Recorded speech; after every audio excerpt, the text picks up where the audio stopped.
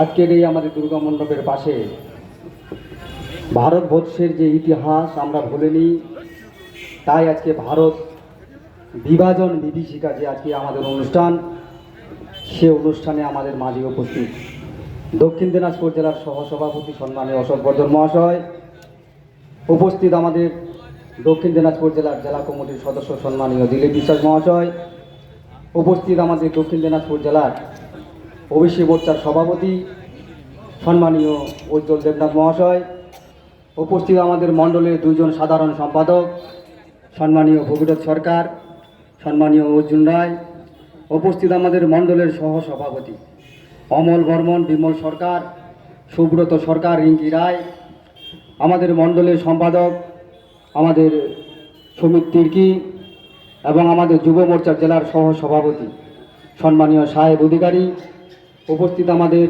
ST মোর্চার সভাপতি সুরজিৎ পাল, আমাদের ওবিসি মোর্চার সভাপতি আমাদের অনুপ দেবনাথ এবং আমার সামনে যারা পাশে বসে আছেন বুথ সভাপতি, শক্তি কেন্দ্র প্রমুখ, সবাইকে গৌরব অভিনন্দন।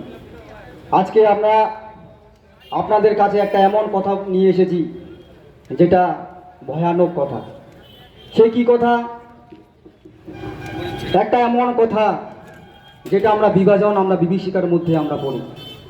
যখন 1947 সালে যখন দেশ ভাগ হয়, তার আগে 14ই আগস্ট, সেই 14ই আগস্টে যখন আমরা সবাই ভুলে যাই, এমন আমাদের এক কাপড়ে যখন আমাদের ওপার থেকে এপার একটা এমন একটা শুরু হলো সৃষ্টি, সবাই আমরা এক কাপড়ে যখন আমরা ফিরে আসি, যখন ট্রেনে লক্ষ লক্ষ মানুষ, ট্রেনে মৃত লাশ যখন চলে আসে, তখন শুরু হয়ে যায় দাঙ্গা হাঙ্গা, লুটপাট এবং রাহাজানি। তার কারণে আজকে আমাদের এই বিভীষিকা। কিন্তু অনেকেই ভাবছেন যে 15ই আগস্টের দিন স্বাধীনতার দিন, খুব আনন্দের দিন, কিন্তু আমরা সেই আনন্দের দিনের পিছনে একটা লুকিয়ে আছে অসহায় মানুষের কান্না এবং অসহায় মানুষদের চিৎকার এবং নিজের ভবিষ্যতের যা পরিচয়।